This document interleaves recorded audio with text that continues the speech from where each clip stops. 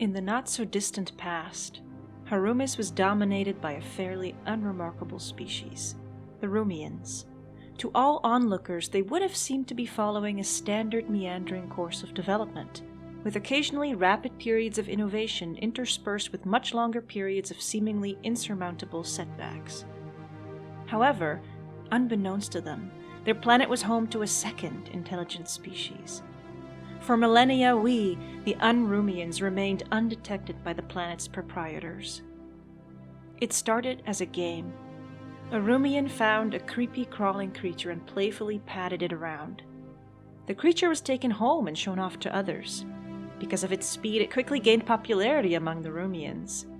En masse, the Rumians took the creepy crawlers as pets. But they were wrong to discount us. They did not know this would eventually lead to their downfall. As the rate of Rumian technological progress quickened, so too did our infiltration of their society. When their fall came, it was swift and bloody. Ever hungry, we started to chew on Rumian paws. We grew strong and big. We developed an intelligent brain, far more intelligent than any Rumian could imagine. We ruthlessly took control of the planet, our precursors reduced to subservience and gradual absorption into the Unrumian race.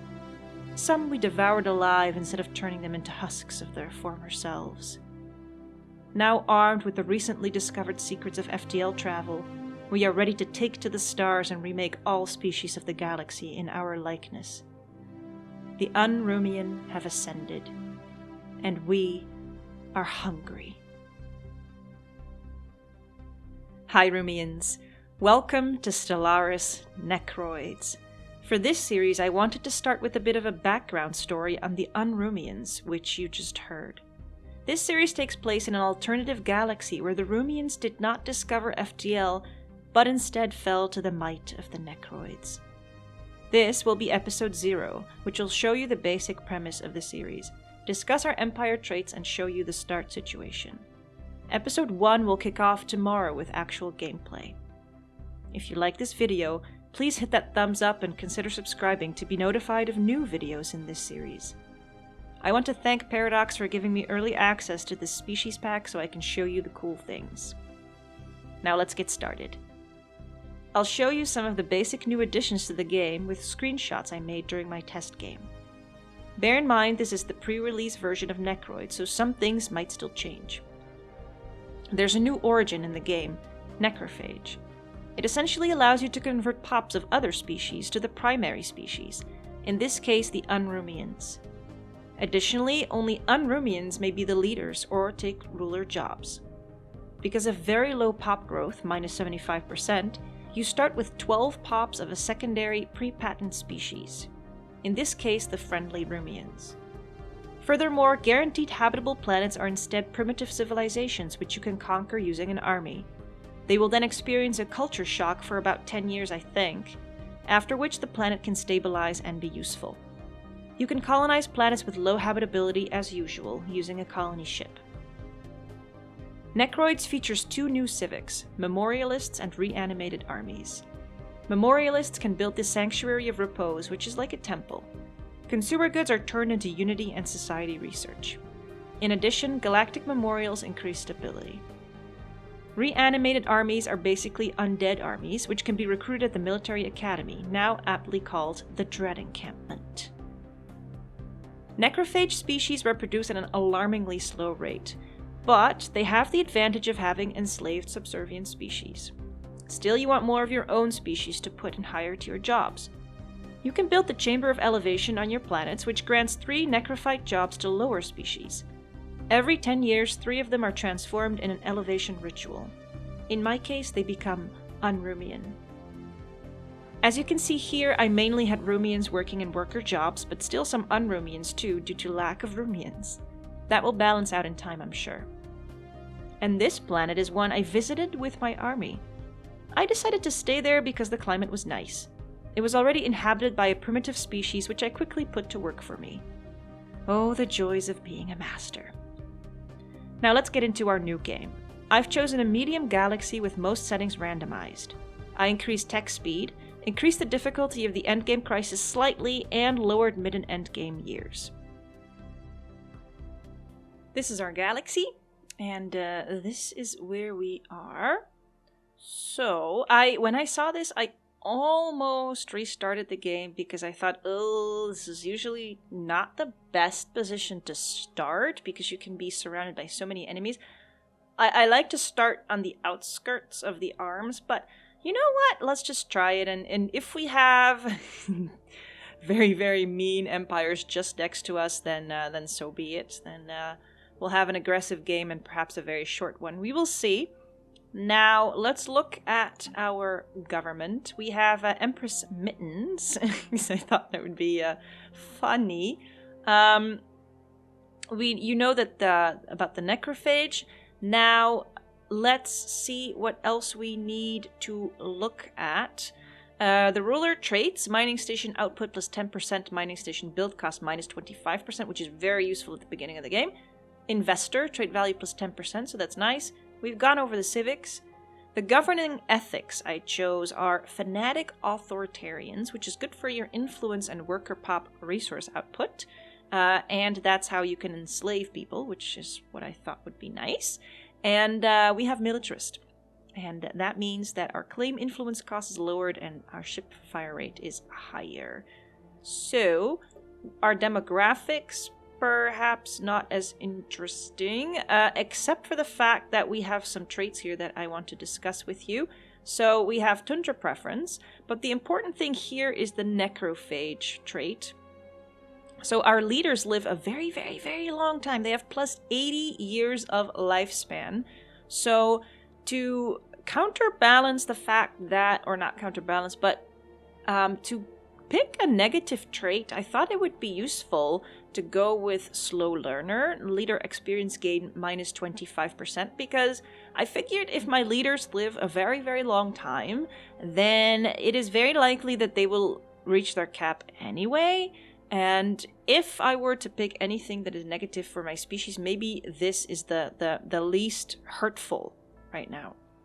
So we are also intelligent, which is good for our research in all sectors, plus 10%. We are traditional, unity from jobs, plus 10%. And we are strong, army damage, plus 20%, and worker pop resource output, plus 2.5%. We are also sedentary. Pop growth from immigration, minus 15%, and resettlement cost is plus 25%. And actually, you do actually have to resettle your Unrumians, but we'll get to that.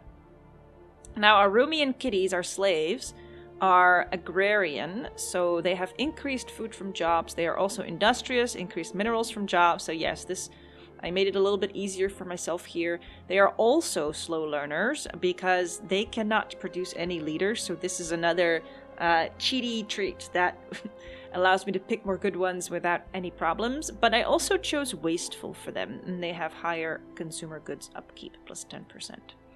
So that's the traits that we've got. Now, let's see. Advisor. Yes, that's not very interesting now, is it? And that's what we need to discuss here. Then, if we look at where we are, so we are over here, and our our sector is called the Bouncy Ball, because I thought that would be funny yet again. Our planet, Herumis. Let's look at that real quick. We have the Chamber of Elevation, which I discussed earlier in this video, so I don't need to discuss it right now.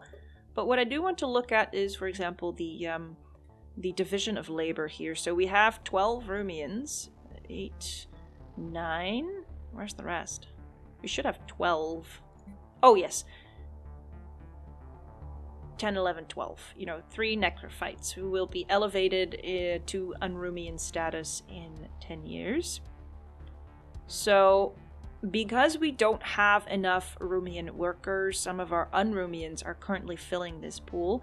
When these guys grow, I will have Unrumians left over to colonize with or to put on new worlds that are currently inhabited by primitive civilizations, and we'll probably already find one in the next episode, and maybe we will even colonize one. So let's go back to the planet, actually.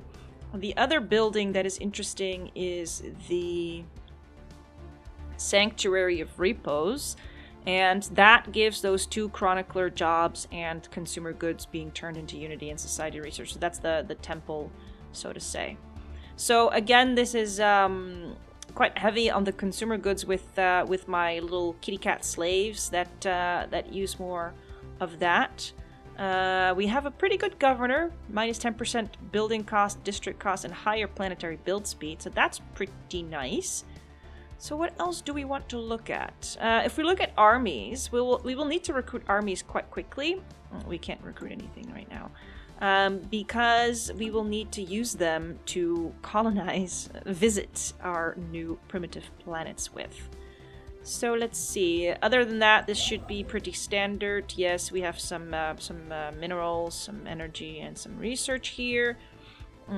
What else could we do? We have a scientist here, so they can start exploring. How about I set that up for the next episode, but I'm not going to unpause the game. And the other thing I want to set up is the research. We have 3 researchers. Candia, who's maniacal. Research speed plus 5%, very useful. And we'll get another plus 5% soon.